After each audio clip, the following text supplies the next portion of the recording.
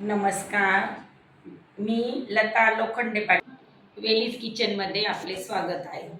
मी तुम्हाला आज ओल्या व सुक्या नारळाच्या झटपट बनणारे लाडूची रेसिपी दाखवणार आहे.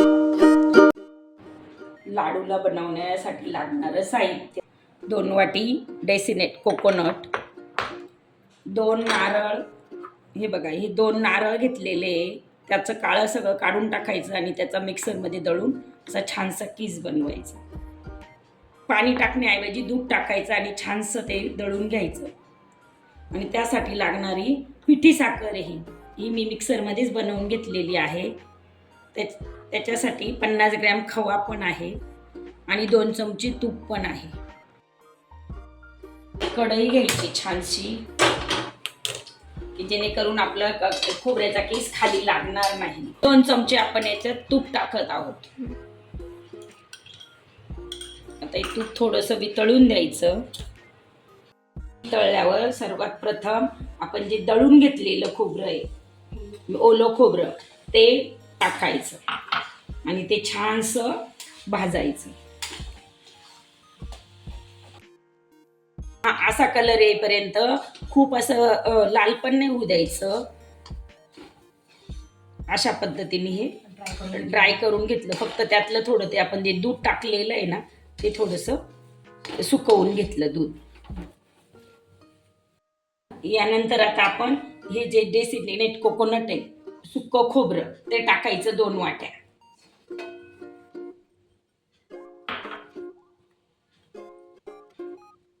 आणि ते फक्त 5 मिनिटासाठी ते एकजीव होण्यासाठी आपण ते सतत असं हलवत राहायचं, जेणेकरून कढईला ते खाली लागलं नाही पाहिजे.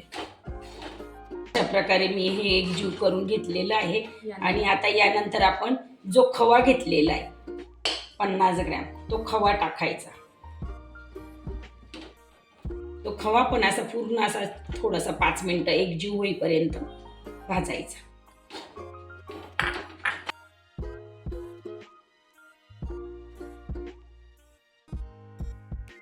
या ज्या आपण तिन्ही वस्तू एकत्र केलेल्या आहेत त्या एकदम एकजीव झाल्या पाहिजे, असं गाठी नाही राहिली पाहिजे त्याची कुठेच गाठ, जेणेकरून की आपल्याला लाडू व्यवस्थित बांधता येतील, बनवता येतील व्यवस्थित.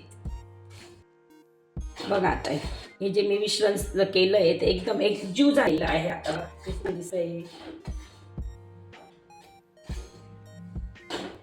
हे मिश्रण आपण भाजतोय ते एकदम मंद आचेवरच भाजायचं, जेणेकरून त्याला कलर बदलला नाही पाहिजे, काळं झालं नाही पाहिजे.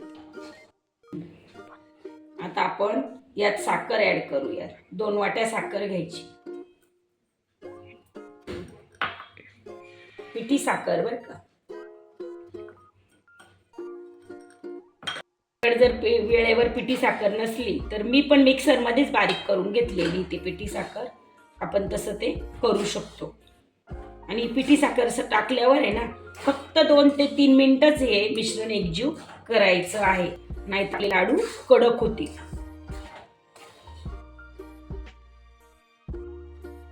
आता आपली साखर जी आपण टाकली आहे ती आता एकजीव झालेली आहे.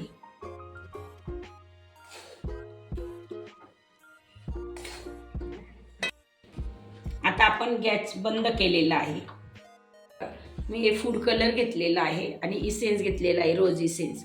तुमच्याकडे असेल अवेलेबल तर टाका, नाही तर तुम्ही वेलची पूड टाकली किंवा आपल्या घरात जिलबीचा जो कलर असतो तोही तुम्ही टाकू शकता. असं काही नाही की हेच टाकलं पाहिजे. याच्यामध्ये आता ते 2 ते 3 थेंब टाकायचं, फक्त जास्त टाकायचं नाही, त्याने ते कडवटपणा येतो.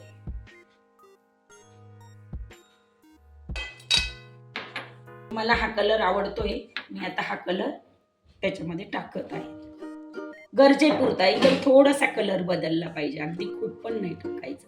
मी आता हा जो कलर आहे तो मी 5 ते 6 थेंब टाकलेला आहे याच्यामध्ये.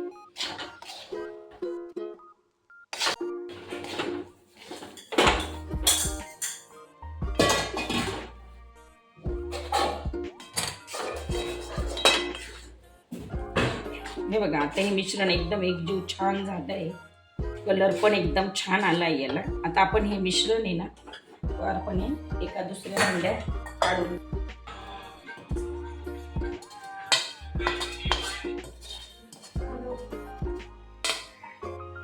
छान ह्याच्यामध्ये काढून घेतलेलं आहे. तर हे काय करायचं आता हे छान दिसण्यासाठी मी अजून परत एक वाटीमध्ये डेसिनेट कोकोनट घेत आहे. हे बघा, एक वाटीभर आपण परत सुक्क ते वाटीभर कोकोनट हे ताटामध्ये असं टाकायचं. असं आपण ते असं हे करायचं व्यवस्थित.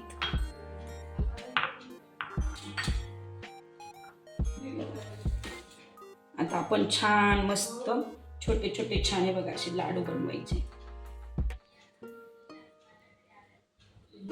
असे छान लाडू बनवायचे गोल गोल.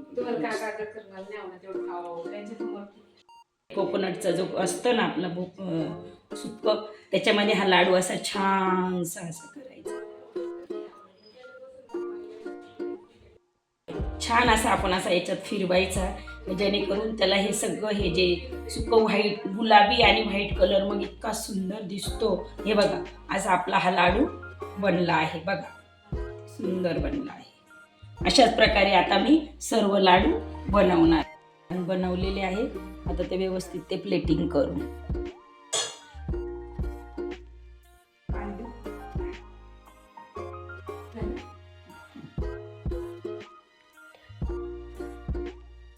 अशा प्रकारे आपले झटपट बनणारे नारळाचे लाडू तयार. अशा छान छान रेसिपी बनवण्यासाठी वेलीज किचनला लाईक करा, सबस्क्राईब करा, बेल आयकॉनला प्रेस करा.